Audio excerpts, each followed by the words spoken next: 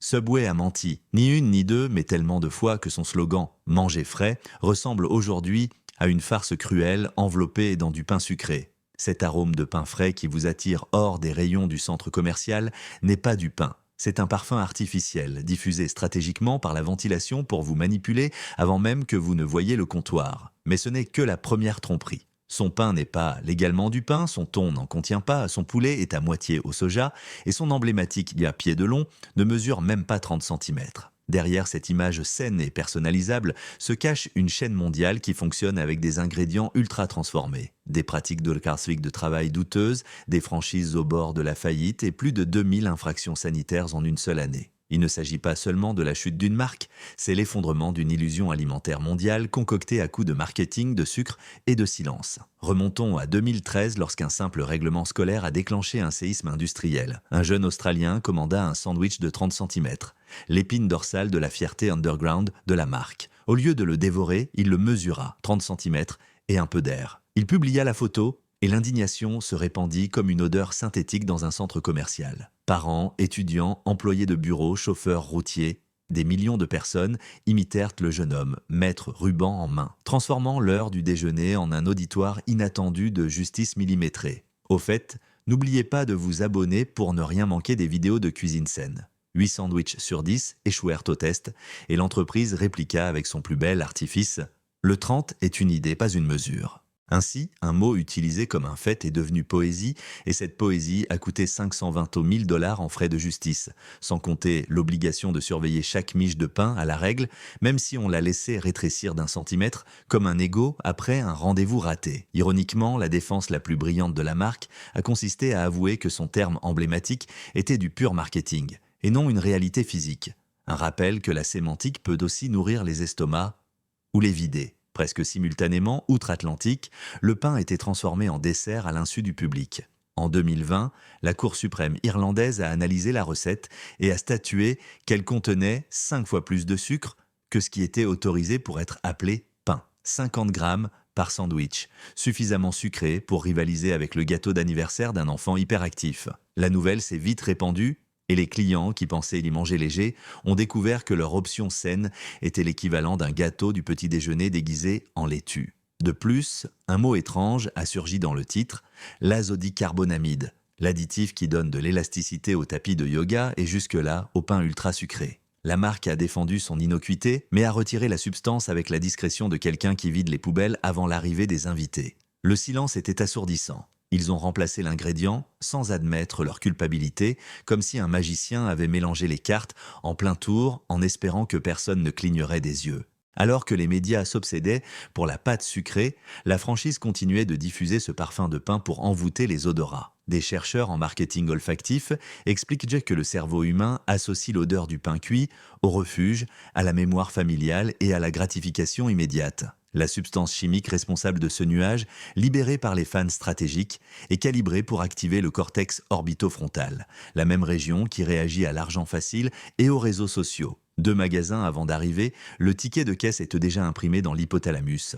Il suffisait à l'entreprise d'ajouter un jingle accrocheur et une palette vert-jaune pour sceller le charme. Entre le parfum et la promesse de choisir chaque ingrédient, le sandwich semblait aussi unique que votre empreinte digitale, même si son ADN narratif était identique dans les 43 000 magasins qui existaient à ce moment-là. Si le pain était nourri par le sucre et la suggestion, les protéines étaient maintenues en vie par l'alchimie industrielle. En 2021, 2 clients californiens ont demandé une analyse ADN du thon contenu dans leur sandwich et le laboratoire a conclu qu'il ne pouvait identifier le matériel génétique d'aucune espèce marine. L'entreprise a invoqué la dénaturation thermique comme explication. Scientifiquement possible, certes, mais insuffisant pour apaiser ceux qui ne savaient plus nommer ce qu'ils mâchaient. Et le doute s'est étendu à l'élevage.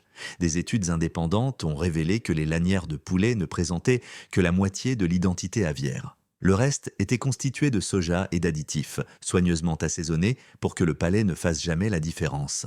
Le plus remarquable n'était pas le mélange, mais l'indifférence sensorielle.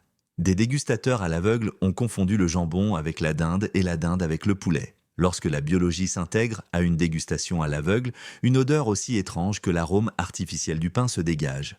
Le jambon, la dinde et le poulet partagent le même profil gustatif car ils sont issus du même processus industriel. Ce sont des produits carnés restructurés, des muscles hachés, collés aux enzymes, moulés et cuits sous vide jusqu'à ce que leur texture réponde à la nostalgie et non à la biologie. Une tranche de mortadelle peut contenir des morceaux de 7 plantes différentes, voyageant plus loin que le touriste moyen avant d'atterrir dans votre sandwich au bureau. Une seule bouchée suffit au consommateur pour ressentir une consistance familière. L'écosystème réglementaire a besoin de plusieurs années pour s'y retrouver dans un tel labyrinthe logistique. Et comme la saveur n'est qu'un subtil mélange de sel, de sucre et de glutamate, l'authenticité passe inaperçue, vêtue d'un uniforme d'entreprise. Ce degré de standardisation n'est rentable que dans le cadre d'un modèle de franchise qui presse les volets verts comme des citrons. Quiconque souhaite adhérer paie entre 15 000 et 300 000 dollars d'avance et doit acheter chaque tomate, chaque serviette et chaque gant auprès de fournisseurs officiels, même s'ils coûtent la moitié du prix sur le marché voisin. Il en résulte un bénéfice annuel de 31 000 dollars, suffisant pour les études supérieures d'un enfant, mais insuffisant pour la retraite d'un rêve entrepreneurial. Pour équilibrer les comptes, les propriétaires réduisent les salaires, les heures et les minutes de ménage. Un employé qui travaille sans relâche doit cuisiner, couper, ramasser, laver, réapprovisionner et sourire avec la maîtrise d'un chirurgien opérant parmi des caisses de laitue fanée. Pendant ce temps, la société mère perçoit des redevances fixes, qu'il pleuve, qu'il vente ou qu'il pleuve. Le risque, comme la moisissure, reste dans le magasin. Lorsqu'une inspection sanitaire est annoncée, la chorégraphie est digne de Broadway. Les surfaces couvertes de graisse par des mois sont frottées jusqu'à ce qu'elles brillent. Les laitues moisies disparaissent et les thermomètres cassés sont dissimulés comme des secrets gênants. Mais en 2023, le rideau est tombé. Plus de 2000 établissements ont reçu des infractions graves. Viande attendant des heures à température ambiante, planches à découper où l'on mélange du poulet et du concombre, cafards sur la table de découpe et distributeurs de savon remplis d'eau. Le théâtre a été exposé et le parfum autrefois séduisant a commencé à sentir la défense désespérée. Des vidéos de thon tiède cuit à 22 degrés et des photos de pain tranché sur des planches fissurées ont fait leur apparition sur les réseaux sociaux telles des cartes de la peur bactérienne. La viralité a transformé chaque cas isolé en un fil narratif qui a tissé l'image d'un géant malade. Le chaos sanitaire a été parallèle à la ruée immobilière que l'entreprise elle-même a déclenchée. Depuis 2015, elle a implanté des magasins dans des stations-service, des hôpitaux, des aéroports et même des cabines téléphoniques. En Pennsylvanie, 6 magasins coexistaient à moins de 3 km, dévorant les clients comme des piranhas. Le chiffre d'affaires moyen est passé de 480 000 à 350 000 dollars avec 700 fermetures en un an, plus de 5 000 dollars depuis le début de la ruée. De nombreux propriétaires ont tenté des stratégies héroïques, doubler les horaires, vendre du chewing-gum en vitrine, louer la moitié de la devanture à une laverie automatique. Rien n'a arrêté l'effondrement. D'autres ont mis en place des menus secrets, importer du pain artisanal et du café d'origine unique. Les clients ont continué à sentir et à penser de la même manière. Si tout a le même goût, c'est parce que tout est fait de la même manière. Chaque fissure, mesurée en pouces, en grammes ou en dollars, révèle l'écart entre la promesse de fraîcheur et la réalité d'une machine conçue pour paraître saine tout en distillant sucre, sel et nostalgie. Le slogan « Manger frais » sonne désormais comme une plaisanterie privée entre des plaques de cuisson sales et des fours parfumés. Même les salades, traitées au gaz inerte pour préserver leur verdeur, cachent des vinaigrettes caloriques et des croûtons déshydratés jusqu'à la fossilisation. Le tableau nutritionnel est conforme à la loi. Ce qu'il ne fait pas, c'est la perception que le client s'est forgée à travers les publicités vertes et les athlètes souriants. Là où le marketing voit de la vitalité, la science voit des aliments ultra transformés avec un diplôme de gym. La fidélité est cimentée par l'habitude. Le parfum artificiel guide le nez, les allées étroites guident les pas et la vitrine colorée guide le regard. Chaque bouchée est une hypothèque sensorielle, on paie avec crédulité et on reçoit la monnaie en dopamine. Au moment où j'écris ces lignes, un autre magasin éteint son four et retire l'enseigne « Manger frais ». Peut-être rouvrira-t-il sous un autre nom ou restera-t-il vide, rappelant que même les géants peuvent trébucher sur leurs propres miettes. Pour certains quartiers, la fermeture laisse un vide comparable à celui d'une bibliothèque. Pour d'autres, elle libère de l'espace pour un salon de thé aux perles qui répète le cycle de l'enthousiasme et de l'oubli. La bataille des pouces n'était que la première fissure visible dans un iceberg logistique construit des décennies plus tôt. Les manuels décrivaient la stratégie de saturation. Ouvrir boutique après boutique jusqu'à ce que la distance entre l'une et l'autre soit parcourue sans que l'arôme artificiel ne se dissipe. L'objectif n'était pas de conquérir de nouveaux clients, mais d'éviter aux clients existants de traverser la rue. Mais la saturation a un coût caché. Elle cannibalise les ventes et met sous pression le franchisé. En 2010, un magasin moyen accueillait 3 équipes. 10 ans plus tard, il obligeait le propriétaire à travailler le samedi, sa femme le dimanche et les cousins à s'occuper des jours fériés, tandis que les étudiants fuyaient vers des emplois aux horaires plus humains. La fatigue accumulée s'est traduite par une mauvaise santé et une mauvaise humeur chronique, 2 variables mortelles pour la réputation d'une entreprise qui vend des produits de santé emballés. En parlant d'horaire, les réfrigérateurs doivent être maintenus entre 1 et 4 degrés Celsius. Chaque variation soutenue d'1 degré augmente le risque microbiologique. Les documents d'inspection révèlent que jusqu'à 30% des établissements ne respectent pas ce seuil. En cas de panne de réfrigération, le protocole officiel impose de jeter la viande. Le protocole officieux consiste à refroidir les blocs réfrigérants du distributeur de soda, à prier et à sourire aux clients. Les marges sont si minces que jeter 2 seaux de poulet peut anéantir les bénéfices de la semaine. La tentation d'improviser l'emporte sur la prudence. Au fait, n'oubliez pas de vous abonner pour ne rien manquer des vidéos santé sur l'alimentation. Le thon est arrivé au tribunal avec un bagage surprenant. Les avocats ont présenté une liste d'espèces marines disparues. Le rapport est devenu un mème. Que mange un sandwich sinon du poisson? Certains ont plaisanté sur les algues mutantes, d'autres sur le soja au goût de mer. En réalité, les marges sur les vraies protéines s'étaient tellement réduites que la mer est devenue une sauce plus chère que la promesse de vitesse. Une boîte de thon authentique goûte plus cher qu'un mélange aromatisé dont le principal attribut est d'habiller de légitimité ce que le palais ne remet plus en question. La présence d'azodicarbonamide a fait scandale lorsqu'il a été révélé que ce produit chimique était également utilisé dans des semelles de sport. L'entreprise a expliqué que le dosage était inférieur aux limites légales, omettant de préciser que ces limites étaient basées sur des études réalisées par les fabricants eux-mêmes. Chaque ingrédient raconte une histoire similaire. Fromage au polysorbate, olive teintée pour une uniformité uniforme, mayonnaise au conservateur qui prolonge de la jeunesse de l'huile vieillie. Ce ne sont pas des poisons, mais leur accumulation quotidienne est la grande inconnue de l'alimentation ultra transformée. La science nutritionnelle indique que le risque ne réside pas dans un seul sandwich,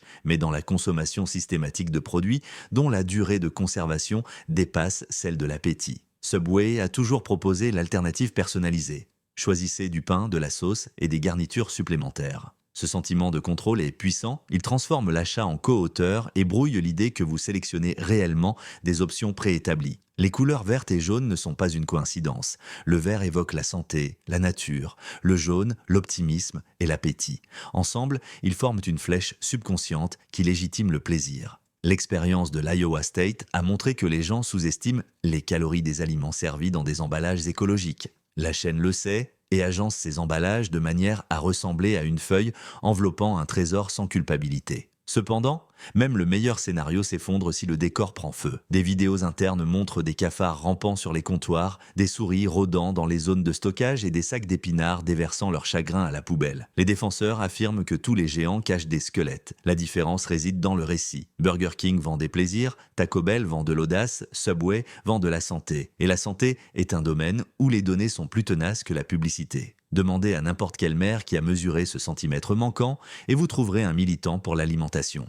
Alors que la concurrence exige une transparence radicale, la chaîne ne peut imiter ce modèle sans dynamiser ses marges. Certains franchisés, las, ont intenté des recours collectifs pour saturation géographique et surtarification des intrants. Les tribunaux leur ont donné raison et la marque a été contrainte de revoir ses cartes et ses contrats. Chaque verdict était un pas de plus vers la réputation. 1 centime de plus sur une tomate se traduit par $1 de moins pour l'exploitant et un tweet négatif se traduit par des milliers de recherches bien pour quelle est la quantité de sucre dans le pain Subway. Les agences de santé publique relient l'augmentation des maladies métaboliques aux régimes alimentaires ultra transformés. Chaque fois qu'un moteur de recherche associe le pain Subway au sucre, sa réputation numérique en pâtit. Les influenceurs rémunérés promeuvent des recettes équilibrées. Mais le groupe de 18 à 24 ans préfère payer plus cher pour du quinoa à la traçabilité certifiée. La chaîne réagit avec des pains artisanaux pilotes et du bœuf 100% véritable dans des emballages écologiques. Les franchisés ajoutent des fours et des coûts,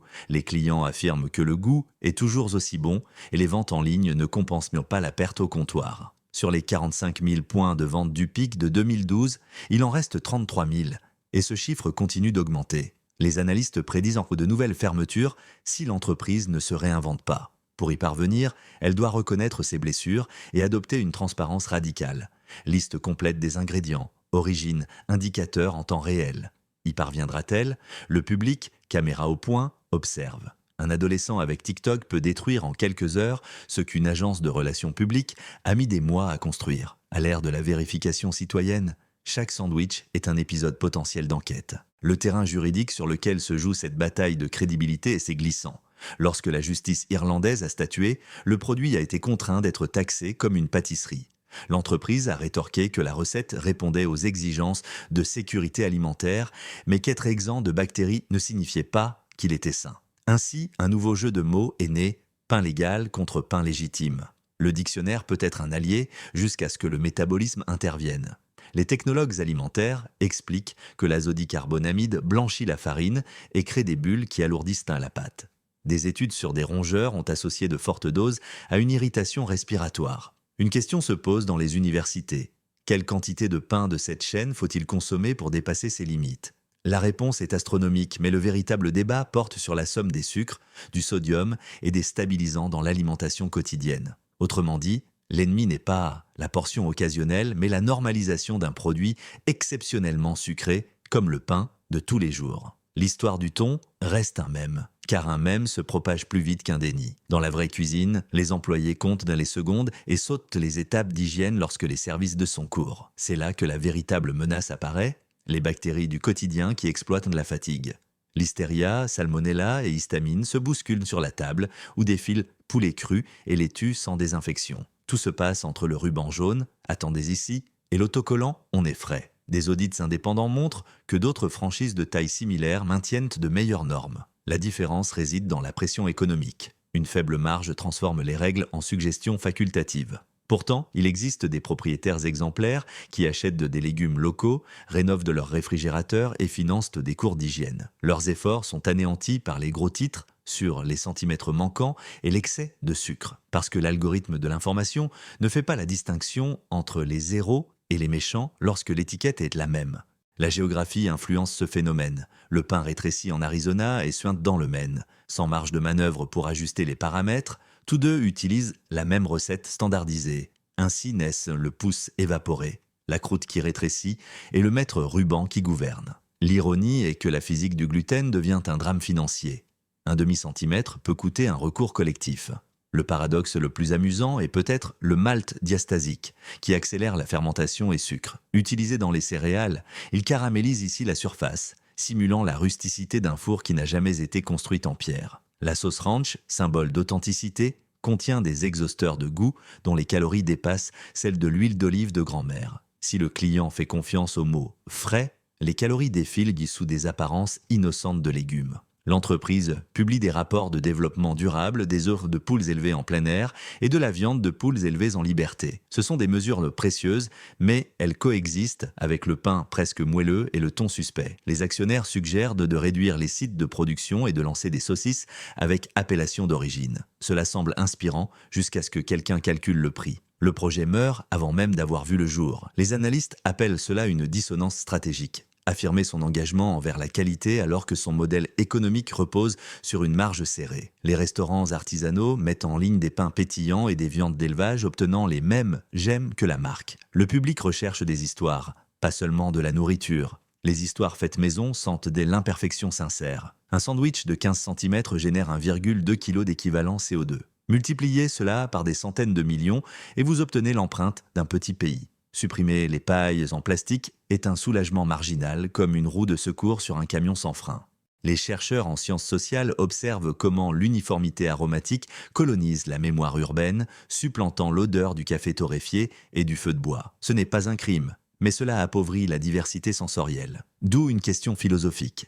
Quelque chose qui a parcouru des milliers de kilomètres peut-il être frais ? Les philosophes de l'alimentation qualifient à de distance ontologique le gouffre entre le producteur et le consommateur. La chaîne se spécialise dans la construction de ponts parfumés au-dessus de ce vide. Ponts qui vacillent maintenant lorsque la brume aromatique se dissipe et révèle le moule en plastique qui façonne le pain. Des chiffres récents montrent une légère reprise grâce aux coupons numériques. C'est du pain pour aujourd'hui et de la faim pour demain. Chaque coupon ne renforce pas la confiance. La morale est qu'aucun système fondé sur l'illusion ne peut durer indéfiniment. Lorsque le maître ruban et le test ADN fusionnent, aucune narration ne peut combler ce vide. Peut-être qu'un jour, l'entreprise réécrira son histoire. Du pain qui sent parce qu'il est cuit, du thon qui nage parce qu'il était autrefois un poisson. Le résultat est entre les mains des consommateurs, des législateurs et des consciences numériques. Et surtout, d'un appétit collectif qui commence à exiger l'honnêteté avec la même intensité qu'il exigeait auparavant la rapidité. Le symbole ultime de ce déséquilibre est peut-être le tapis roulant du pain, cette bande métallique qui présente des pains identiques comme les wagons d'un petit train. Chaque pain représente des champs de canne à sucre broyé, des moulins qui raffinent la farine jusqu'à en épuiser l'âme, des laboratoires qui synthétisent des antioxydants, des machines qui gonflent la pâte avec des gaz calibrés. Le consommateur voit du pain, la planète voit l'ombre d'une forêt rasée pour planter des monocultures. C'est peut-être pour cela que la notion de fraîcheur commence à rancir dans l'esprit d'une génération qui compte les microplastiques dans son sang et les gigatonnes de CO2 dans l'air. Le tapis roulant ne s'arrête jamais, car le spectacle de la fraîcheur ne connaît pas d'interruption. Si un four tombe en panne, transférez simplement la pâte dans un autre. Si une fournée est dératée, une sauce sucrée le masque. Si un rapport négatif se profile, une agence tweet des recettes saines. La résilience dépend de la flexibilité du message et non de la constance de l'ingrédient. Mais la meilleure campagne tombe sur un téléphone qui enregistre en haute définition et télécharge les images dans le cloud avant la fin de la journée. La surveillance distribuée a réduit la marge d'erreur à la taille du centimètre manquant dans ce pied de long. Certaines voix optimistes pensent que nous assistons à un réveil gastronomique. Informations nutritionnelles accessibles d'un simple clic, provenance codée, dénonciation sociale en vidéo. Cette transparence menace le modèle qui prospère dans l'ombre. La marque peut embrasser la lumière ou continuer à imprimer des manuels qui définissent un peu la fraîcheur par décret. Changer le pain, les contrats, la logique de la vitesse ou accepter la décadence comme un héritage. L'histoire n'est pas écrite, elle est en train de s'écrire et le chronomètre de la patience publique s'achève. En fin de compte, la morale transcende la marque. Elle témoigne de la façon dont la culture du raccourci a colonisé la table et transformé la nourriture en algorithme. Les économies se payent doublement, d'abord par une perte de saveur, puis par une santé érodée. C'est là que réside le tournant dramatique. Découvrir qu'un sandwich surfait peut être une porte ouverte à la remise en question du système alimentaire mondial, du pouvoir du marketing et de la fragilité de nos propres excuses. Subway n'est peut-être pas le méchant ultime, mais plutôt le reflet le plus clair d'une habitude sociale qui mêlait précipitation et gourmandise et qualifiait ce mélange de modernité. Lorsque la prochaine génération se demandera comment nous avons pu laisser le mot « frais » flotter sur un tissu de sucre, de soja et d'ambition, nous répondrons peut-être que ça sentait bon, que c'était bon marché, que nous étions fatigués et que personne ne nous a appris à nous méfier du pain trop brillant. Mais nous pourrons aussi dire qu'un jour, nous avons mesuré un pouce et laissé tomber le bandeau. Nous n'arrêterons peut-être pas de manger au restaurant, mais nous ne le ferons plus les yeux fermés. Cette petite différence, bien qu'invisible, est la première fissure dans la façade d'un fast-food complaisant. Si cette fissure devient un corridor de clarté, peut-être retrouverons-nous le plaisir du pain qui exhale l'arôme du vrai blé et du thon, évoquant davantage l'océan que le laboratoire. Cela peut paraître anodin, mais chaque syllabe de cette histoire est un élément constitutif d'une prise de conscience qu'aucun arôme artificiel ne peut détruire. Si dans ce voyage à travers les allées cachées de Subway, vous avez eu soif de vérité dérangeante, n'hésitez pas à aimer et à vous abonner.